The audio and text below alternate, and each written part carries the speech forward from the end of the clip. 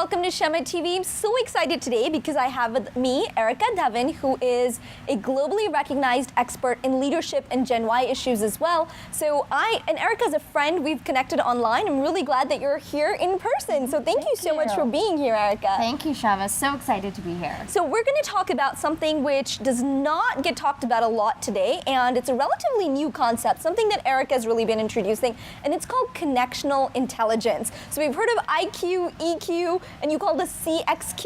Yes. All right, so a whole different type of intelligence. Maybe you could talk a little bit about what that is. Absolutely. So connectional intelligence is, in essence, the ability to realize value from networks of relationships. Okay. And to use that value to innovate, to convene communities, to drive breakthroughs. And so if you think about history, in the 1500s, when the printing press was invented. Thank you, Gutenberg. Yes, thank you, Gutenberg. Humans had access to books and newspapers, and we saw a wave of literacy, scientific inquiry, and a similar rise of native intelligence. Sure. And in the same way, in the last 10 to 15 years, we're seeing a similar type of spike. Thank you, Twitter. Thank you, Twitter. To the rise of the internet. And that's led to a whole another wave of innovations. And this wave is really the wave of what I call connectional intelligence, which really has always been a part of IQ. So Leonardo da Vinci, Benjamin Franklin, the Renaissance era, there was a lot of connectional intelligence. But now it's been unleashed to a form where anyone, whether it's a 19-year-old on Kickstarter or a CEO or a team of 10 starting an online community, is able to use their connective capacities to drive breakthroughs. I love that. So what are some components? What makes up? Because I'm guessing it's more than just getting to know people, right? Like I have a network, but I'm guessing it's really more than that. Absolutely. So it really takes, what I have really been doing is taking what we've seen in the world and really putting a framework around it. And there's 4 key capabilities around connectional intelligence. Okay. The first is what I call contextualization. So contextualization is really the ability to see differently, way more, faster, more global around the world. In today's world, because we are hyper-connected, Sure. we are able to see things, whether it's something happening in India in real time or somewhere in Africa, or we're able to engage as citizens in a radically different way to solve crimes, to discuss conversations in neighborhoods. To lead revolutions, right? Absolutely. Such as the Arab Spring, sure. Absolutely. The second key capability is what I call combination. So as we all know, combination and recombination is the essence of innovation. But in today's world, we are able to combine different things, whether it's people, ideas, and resources, faster, more global, and in much more interesting, dynamic ways. In a shorter time, it feels like. It feels like that the timeline is shorter. Exactly. The third is what I call combustion. This is my favorite. So combustion is really the ability to... I never mastered this in chemistry, so hopefully it's a little bit different. Well, this is a different type of combustion. Okay. And I would actually think, Shama, you have a great, immense aptitude for combustion because it's the ability to... Combustible, that's going on my business card. Exactly. So it's the ability to curate and mobilize through connection. Okay. So in many ways, Shama TV and the online community that you've built over the past series of years is a way that you've been able to realize value through networks to drive a cause. Yeah, I hope my chemistry teacher is watching this because really they'd be pretty proud that I've mastered that. Exactly. Okay. And the last capability is what I call courageous conversation. So courageous conversations are really conversations that are being had despite forces to control and silence. So we've seen this in Arab Spring, we've seen this in the women's revolution in India, but we've also seen it inside companies where young leaders today don't just want to sit down, shut up, and do as they're told. They want to be connected in a different way. They don't want to park their connectional intelligence at the door, having been raised in this age of CXQ, and they want to put it to work. And it's fascinating. So I think what you hit on was really cool. So this doesn't just happen at the individual level, which of course it can, right? Yeah. So you look at Malaya Yousaf in Pakistan who stood up against the Taliban. And so, but it doesn't have to happen at that level. It can happen at the corporate level, at a global level. Right. So maybe you can give us some examples of where it's happening in the world right now that excites you. Absolutely. So I would say it's happening at 3 different dimensions. The first dimension is really the power of one person to use their connectional intelligence.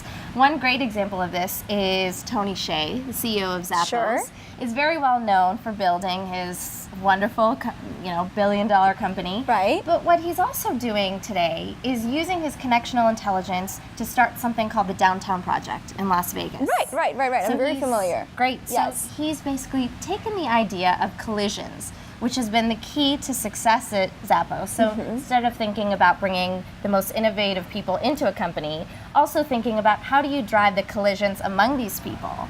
So now he's bringing that idea to downtown Las Vegas to create massive shopping complexes where he's not only thinking about how do we get more of the best and brightest here, but how do we increase the metric of collisions among people in a grocery store or a real estate complex or a bookstore? And what could that lead to in terms of generating innovation across a city? Yeah, that's fascinating. Yeah. So at the corporate level, are you seeing any companies do a particularly good job with this? Yes, absolutely. So the second key dimension is this power of teams of 10 or order of magnitude of 10 to do this. So one great example is GE launched something called the GE Eco Imagination Project. And this was launched by Jeffrey Immelt and Beth Comstock with a small team of about 10 to 15. And what they did is they realized they wanted to be engaged in clean tech startups and see what the future of clean tech would look like. And so instead of sort of just funding a bunch of startup companies, they launched an innovation contest where they had $100,000, in which they partnered with other VC firms to fund. And they created an online community to launch this contest. And what happened is they had very interesting startups that won, but what was more interesting is that over 100,000 people went to the site. And they went to the site to do very different things. They went to the site to matchmake people in the industry, to become curators of a courageous conversation around this topic, to think about how investors, besides GE or the other VCs, could be engaged. So it's happening at so many different levels, and I think that's fantastic. And I know one of the other things that you talk about, and I think this is fantastic, is that it also comes when you mix ideas, right? Often very different ideas. And I talked about this a lot. I call it cross-pollination. That's always my take on it. Wherever you can cross-pollinate ideas from different industries, you have something better, right? So hence innovation occurs. Absolutely. But you've taken it a step further by introducing Bollywood and Bollywood dancing into a lot of the keynotes that you do and a lot of the workshops and such. So those are very distinctly different ideas. So maybe you could talk a little bit about where that comes from and how you feel those two go together. Absolutely. So I grew up as a Bollywood dancer, and my family's from India, so I love music and dance. And I believe that in order to drive leadership in a team, in an organization, we not only need to open our minds, but our hearts. Okay. And in order to open our hearts, we can't just sit down in chairs and sit around a boardroom. We have to move. We have to connect in different ways. And I've been able to use what's been sort of a source of heart opening for me, Bollywood dance, as an icebreaker, as a tool to teach not only how you build a team, but how you quote unquote choreograph collaboration. Wonderful. So it's a great metaphor. Yeah, so we've used it to think about, instead of thinking about just a team project or a deadline, we've sort of created different ways to think about that as a piece of art.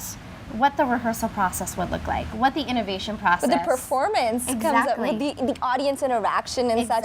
All right, so I will do something courageous, right? Yes. Because I'm all about walking the talk, so I'll do something courageous. Maybe you could show me some of the moves. Absolutely. And I will follow along at the risk of embarrassing myself to all the Shama TV audience, but it's a risk I'm willing to take. You're going to So be I'm going to be fantastic. courageous about it. I used to dance back in the day. Great. So when I was really, really young, and I haven't done it for quite a few years. So let's see what you can show me. Let's roll. All right. ਨੀਵੀਆਂ ਤੂੰ ਕੁਝ ਚੀਰ ਪਾ ਕੇ ਰੱਖ ਲੈ ਪੱਲੇ ਵਿੱਚ ਮੁਖੜਾ ਲੁਕਾ ਕੇ ਰੱਖ ਲੈ